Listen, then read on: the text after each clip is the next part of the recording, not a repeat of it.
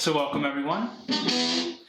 And today we're going to do this another bluesy lick. So this is a common sound you'll hear in a lot of blues songs if you're into blues now, or if you get into it later or listen to some stuff. I'm sure you'll hear some of it in Stevie Ray Vaughan, probably B.B. King, this kind of stuff. But like, or right? You'll hear that riff probably a lot in songs. So a Texas Flood, I think, Stevie Ray Vaughan, I don't know. But you'll hear it a lot if you listen to some blues. And so this is what we're going to learn today. This starts in the first position of A minor pentatonic again, and we move into the second position, so between pattern 1 and 2. And these last, besides day 30, these last days from here to 29, I tried to give you some blues licks. So we did a lot of rock in the beginning, and now I'm trying to give you some cool blues stuff in case you want to play blues. And really rock and blues are, rock comes from blues, so it's all one, Don't get mixed up in that separation, but some really pure blues, some more bluesy licks if you want to jam with other people or play to blues backing tracks, things like that, all right? So let's get right into the lick. And this one, you can use your pinky. I usually use my pinky for this deep bend. It can be a lot if you're not used to bending with your pinky. If you don't have the strength in your pinky might buckle. So you can use your third finger, or you can practice and build up with your pinky. But we're going to start with third finger on the 7th fret of the 3rd string, and you're going to bend that up first. So you're going to bend the 7th, it's going to bend a whole step to the 9th. So you're going to go like this. So until it comes to this note, okay? And then you're going to have your first finger barring the 5th fret on the 1st and 2nd strings, and then pick the 2nd string, then the 1st string. So bend with the 3rd finger, the 7th fret on the 3rd string, like that. It's like sliding up to the 9th fret. And try not to let everything ring, so like this. Try not to let everything ring at the same time. So isolating each note, okay? And then you're going to finish this first part. You could either put your pinky, I use my pinky, or you can use your 3rd finger, but you're going to bend the 8th fret on the 2nd string. And it's going to be a deep bend up to the 10th fret, so.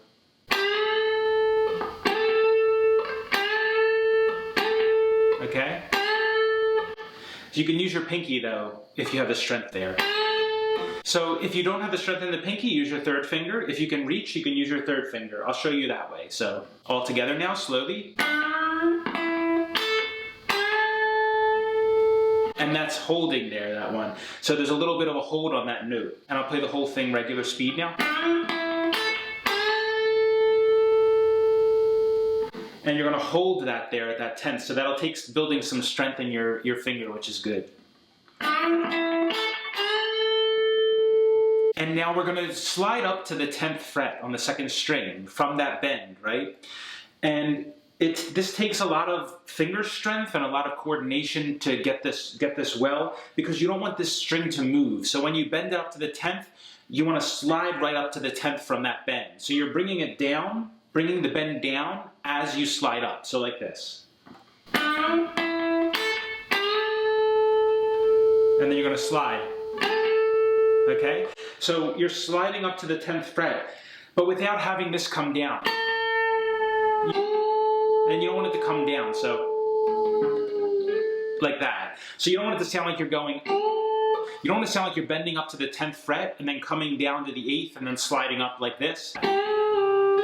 Not like that. So you want to feel like you're going right to the same note, like this. Okay? So you want to slide up as you bring it down. And then pick it again and slide up as you slide down, so like this. Slide up as you bring the string down, okay? So like this. Now there's a little hold after that, after this 8th fret when you bend that, so like this.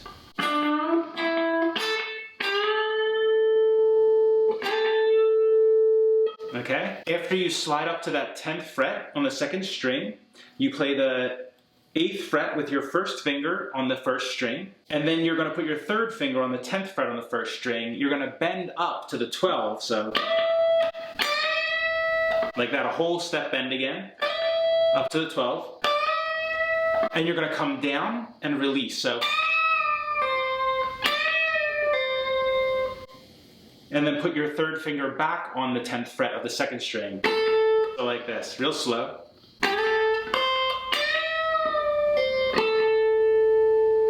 And then you end with the 1st finger on the 8th fret of the 1st string with a feeling bend like this. Okay? Whole second part goes like this very slowly. You're going to slide up again from that bend. You're sliding up to the 10th fret on the 2nd string. And then you're going to pick the 8th fret on the 1st string. Then the 10th fret. You're going to bend up to the 12th fret. Come back down. Release. Put your 3rd finger on the 10th fret of the 2nd string. And then finish with the 8th fret on the 1st string, but with a feeling bend. Okay, so like this. So see, even in that bend, how important feeling is, right? You come up into the bend and you hold that, so, and then the coming down. So there's some holding, and then the coming down and letting go is fast. So like this. See? So it gives it, that's what gives it feeling. If you just did it like this, it doesn't have any feeling, right? It's just fast. So, but you want feeling. You want to be like. So it gives it feeling, that little holding and that fast pickup part at the end. Okay. So I'll go through the whole thing slowly now, and then a little faster. A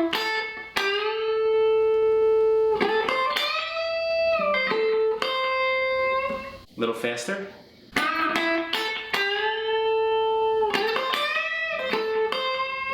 You can only play blues so fast, right? So this wouldn't work if you just do super fast, like. It doesn't have the same feeling, right? So you need some time, some of that silence in the holding. So like.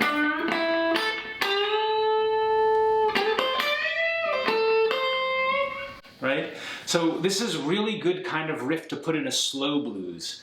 If you get a slow blues backing track. And the backing tracks you can always find on YouTube. You can adjust this. This is in A minor, so we've talked about how to transpose keys, change keys. If that's unclear, let me know, and I'll direct you to the video that will explain that. But you can transpose it, adjust it, change it to any key that you're playing in for the backing track. You could type in A minor backing track, A minor blues backing track, and you'll find it on YouTube for sure. And then you can try to play this with it, right? Now, if you have any questions, anything was unclear, anything about the technique or the feeling, let me know, and I'll get back to you. And if you have anything else you want to see on the channel, let me know. Otherwise, I will see you tomorrow for day 27. So, until then, take care.